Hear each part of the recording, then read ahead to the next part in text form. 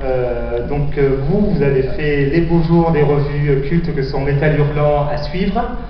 On vous connaît notamment pour avoir créé le personnage de Ray Banana, un personnage stylisé années 50 avec Gomina et beaucoup d'imagerie 50.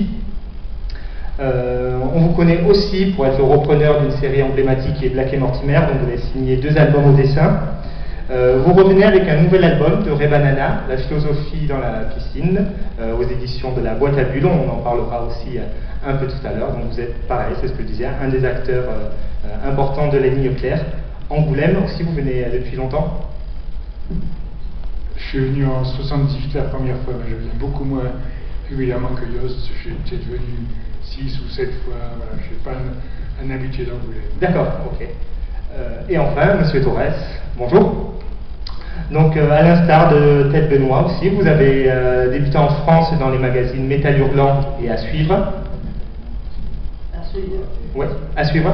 Pas Métal, vous avez publié chez les Humanoïdes Associés, quand même, Sabotage, Opium, non? Bon, autant bon.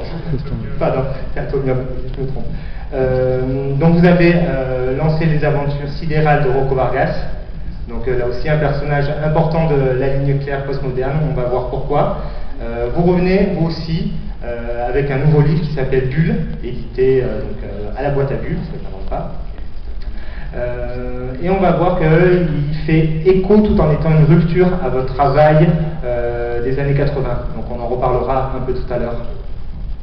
Donc durant cette session, on va bien sûr aborder la thématique de la ligne claire en posant des questions à tous, et puis après on jouera des questions un peu plus particulières à chacun des invités, et enfin on aura une petite séance de questions-réponses que vous n'hésitez pas à participer avec nous.